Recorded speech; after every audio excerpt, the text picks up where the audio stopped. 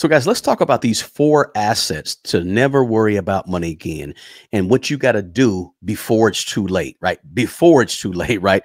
So, this is the assets that you want to have to help you not worry and not have this issue of always constantly being not knowing what you're going to do, be anxious, be nervous. Do this before it's too late. The first one is cash, guys. You got to have cash, cash for convenience, cash for emergencies, right?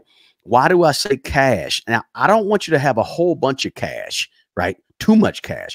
But if you have enough cash to cover your emergencies and enough cash to cover your big purchases that you may want to have coming up, because listen, some people have a large purchase they're trying to buy something for $5,000, $10,000. You may want to have access to this cash pretty quick, right?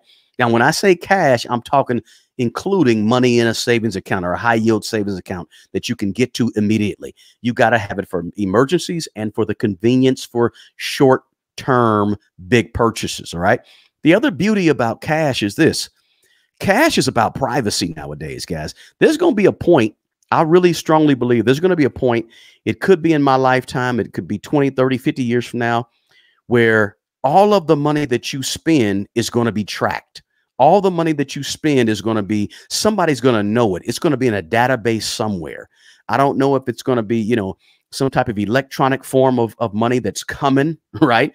We know that there's some type of digital currency that's coming, but with cash, you still have a measure of privacy, right? You can still have $50,000 in cash and nobody in the world know about it. But you can't have $50,000 of money on a credit card. The credit card knows about it, right? You can't have $50,000 in a bank and nobody, but you can still have 50,000 in cash on you and nobody know about it, right? There's a sense and a level of privacy there with cash, right?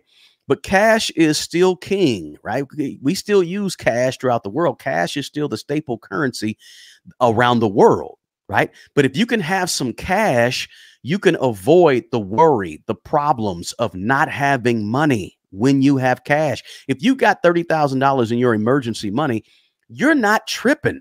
If the tires go out, you got two tires that get blown out for some crazy reason, you're not tripping because you have the cash. It alleviates so much stress and so much anxiety. Listen, if you don't have your access to $10,000 right now today, you're probably more stressed out than the person that does have access to $10,000. Cash is important. You have cash. You never have to worry about money again if you have enough cash to cover any large purchases and cover your emergency fund. Now, the next one is stocks. Stocks. The asset called stocks. Investing in stocks is really, really important for your portfolio. Now, when we talked about cash, we know cash, it goes down in value because of inflation. But the asset called stocks, whether it's individual stocks, single stocks, or ETFs, index funds, whatever you have, mutual funds, those things typically are considered an asset because typically they go up in value. So this is a very important asset to have because it's increasing in value. It's appreciating. Right? You got the potential for growth with a stock. Now you do have the potential for, to lose money with a stock as well, but there is potential for growth. And that means over a long stretch of time, there's potential for compounding of your wealth, of this asset called a stock, right? When you're investing in stocks, guys, you're investing in America's companies, American businesses. Now, listen, if you have the notion or the idea that you think over the next 20, 30, 50 years, American businesses are going to continue to grow, then you got to be in the stock market. If you're in the stock market and you're consistently putting money in the stock market, maybe dollar cost averaging into the stock market, you don't have that's built a lot of millionaires and billionaires over the lifespan of the stock market, the last 130 years or so, 140 years or so, right? The stock market is huge. You can get growth stocks and growth ETFs. You can get value stocks and value ETFs that pay a better dividend, more stable companies in that bucket, right? Or in those single stocks. You can get, large stocks, large companies. You can invest in small companies, but the potential for growth is there. It's income generating with dividend stocks. If you decide to get dividend ETFs or dividend stocks, right? There's a point of liquidity too with stocks. Don't forget, yeah, stocks are not as quickly to get to as regular, cash, but you can still, get to stocks, get to the money in stocks if you want to get rid of your stocks or what have you. Don't forget, of course, you want to diversify with your stocks, right? Stocks can also be a hedge against inflation as well, because of their long-term growth. So there's a lot of advantages to having stocks in your overall investment portfolio.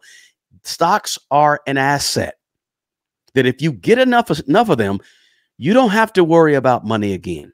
But you got to do it before it's too late, because with the stock market, the beauty of the stock market, the most important part of it is the time, and the time of compounding, the time that's associated with compounding your money, right?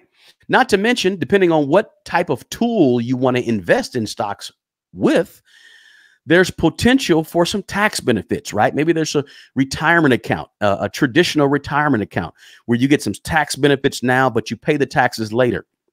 Maybe there's the Roth IRA where you pay that, where you actually invest with after-tax dollars today, and when you go to take the money out, you don't have to pay any taxes. So there's a lot of advantages to the stock, right? And participating in the stock market consideration. Yeah, we know there's risk.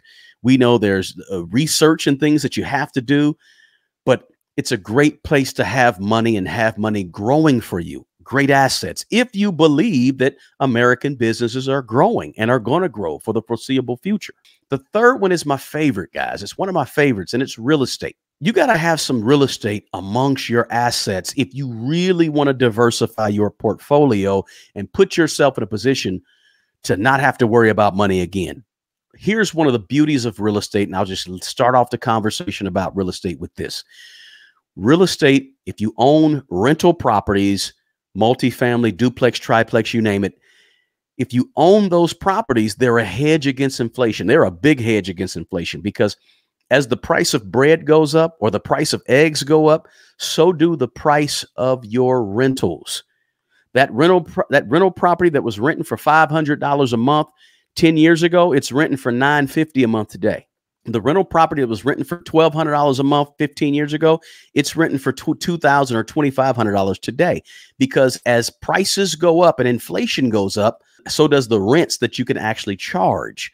So rental properties, that's one kind of hidden benefit of rental properties and real estate that people don't think about.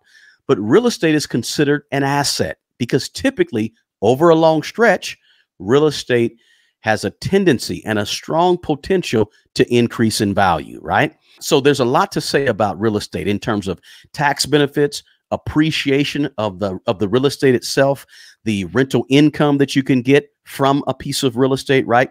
Not to mention the leverage that you can get when you actually pay on a piece of property for a while and you pay it down a little bit.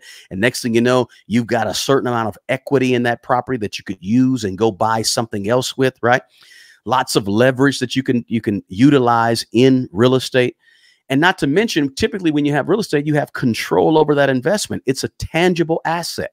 It's not an asset like, stocks and bonds and mutual funds. Those things are paper assets. Well, real estate is an actual tangible asset that you can hold or touch, right?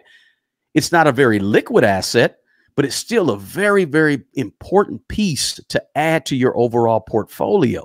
Now, look, you can have just one of these that I'm talking about, one of these four important assets, or you can have all four of them. Look, in the year 2022, when the stock market was down, the S&P was down for the year of 2022. The S&P was down an average of negative 18%.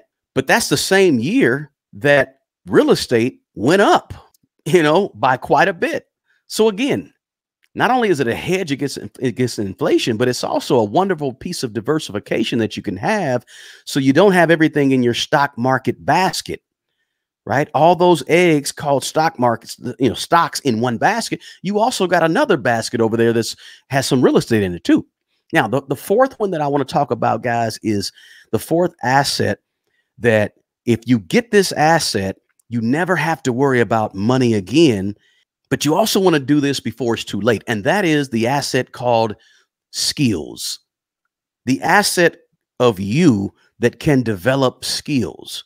right? Everybody needs to learn, in my opinion, a very, very useful emergency skill that can be used when, stuff hits the fan, right? When everything goes crazy, you've got a very, very useful skill, a skill that would help people with their personal safety, a skill that would help in terms of a national or natural disaster, right? What skills do you have, whether it's organization, administration, cybersecurity, plumbing, construction, whatever? It could be anything.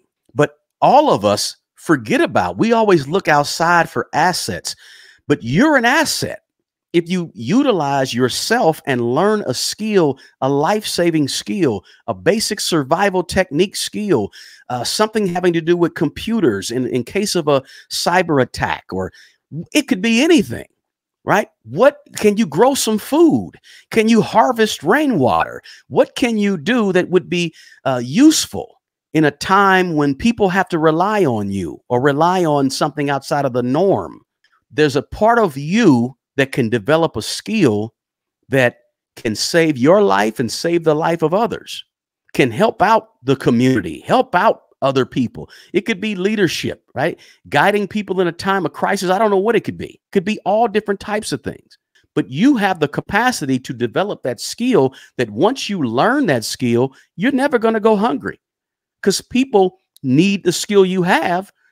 And so you're not going to go hungry. Somebody going to feed you. Somebody going to take care of you because you got a skill that we need. Doesn't matter what it is. It's a skill, and it could be any skill. I don't know, first aid, CPR, stop the bleed, fire safety, cybersecurity, like I said earlier, emergency communication. I don't know, computers. Can you take apart a computer and put it back together? Can you take apart a cell phone and put it back together? Do you know how to take a cell phone that has a dead battery and do whatever? Listen, the skills that you can develop is endless. The emergency or the important needed skills that you could gather and learn to help other people. Maybe it's a skill you already have, but don't sleep on the fact that you have skills that you could use to help other people that could make you or could put you in a position where you never have to worry about money again because you have such a useful skill. So that's the 4 assets to never worry about money again. Do this before it's too late, guys. Cash, stocks, real estate, and a skill that is useful in times of need to help other people out, or a skill that you just develop that is going to be useful and needed no matter when. It's always, hey, maybe it's being a plumber, maybe it's doing something with your hands, fixing cars, whatever. It's a skill, and we all have the capacity to develop it. Hey, listen, if you got anything of value out of this quick video, do me a favor and smash that like button for me. Share this quick video with somebody that you know. The best person who's going to take care of the old you is the young you. Guys, do me a favor. Take good care of yourself and take care of other people. Until the next video, peace.